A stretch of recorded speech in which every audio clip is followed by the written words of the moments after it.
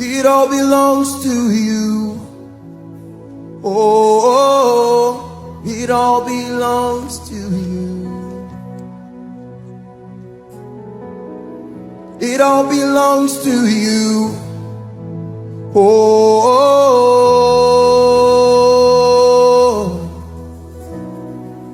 it all belongs to you. It all belongs to you. Oh, it all belongs to you. Listen, I told God, anything I cannot give you in this life, may it never come. And I'm saying it as I'm standing here. If the Lord asked me to stop ministry now, I stand by the God of heaven. I'm speaking. I know that they are recording this. I will never carry a mic again till Jesus comes. I love him more than ministry. I love him more than titles. Don't allow men clap you out of the will of God. You must sustain the grace and the hunger. Please hear me. I'm talking. This is not preaching. Oh, this is not. I'm speaking from the. You know, sometimes when we see people who God has dropped his hand upon them, sometimes we need to be open like this to say these things so you will get it. Don't let fame can be deceptive. People can clap their hands. You know, when I was coming in, thank God for your wonderful protocol people. I saw everybody running around and some of you were holding cameras. I said,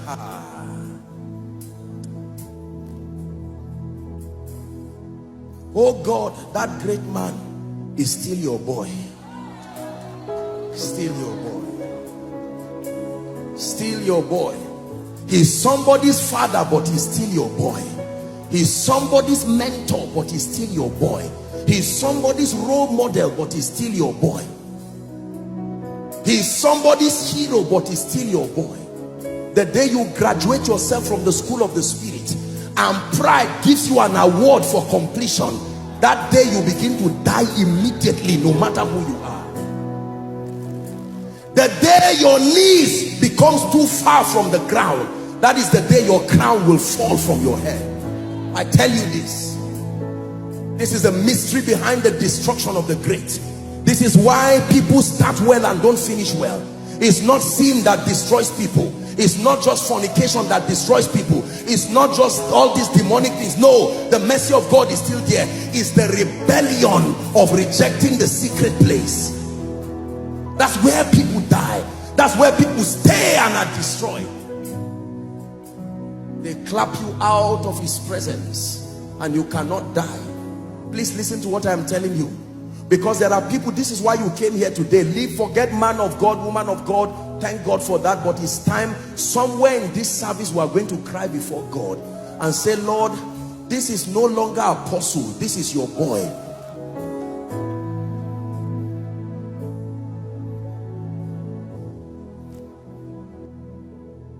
Are we together?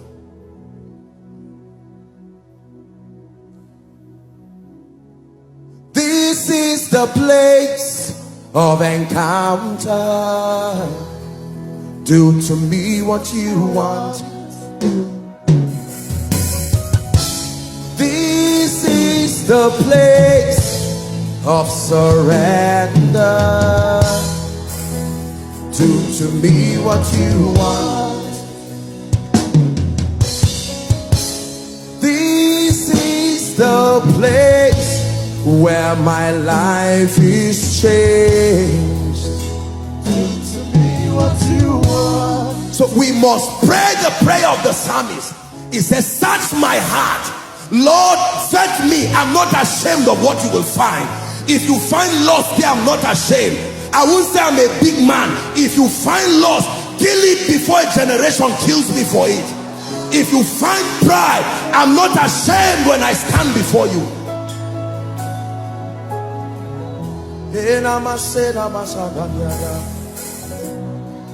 I know I'm a great musician, I know I'm a great man, but I come to you.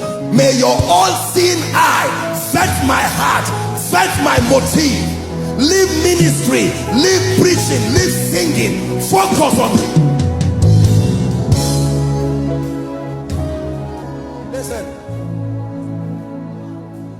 you can be fasting as a man of God. That fasting is complete, is almost wasted. You can go to God as a colleague, trying to get one or two things. The anointing for the season with your hand in your pocket.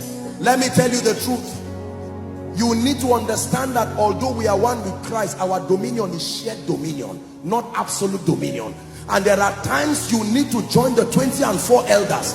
Take away your golden crown and join them to lie down and cry, Kadosh, holy, holy. You want to carry the grace for a generation. It is more than just fasting. It is more than just praying. It is death.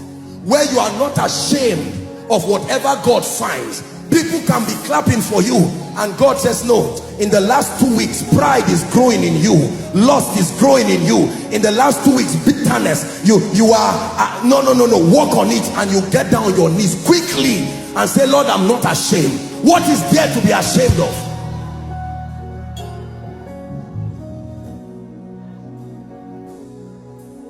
I beseech thee, brethren, by the mercies of God, that ye offer your bodies a living sacrifice.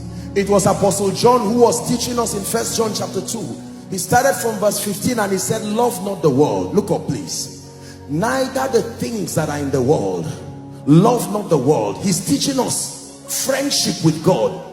And he says, love not the world. He says, neither the things that are in the world. He says, if any man love the world, the love of the Father is not in him. That word is the word eros. Is an affinity that can distract your passion. The jealousy of God necessitates that he becomes the object of your passion, alone and at all times. Love not the world. The cosmos has a seduction to it. Money has a seduction to it. Fame has a seduction to it. Are we together? Every good thing has a seductive component to it.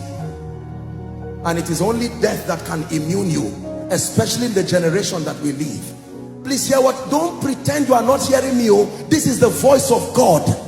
If you want to last, if you want to stand strong, you must forget about some of this paraphernalia of ministry and be true with God and be true to God and say, help me. Don't let it, forget the ignorant. The people will talk about you and say things. Don't mind them, leave them. Do your business with God.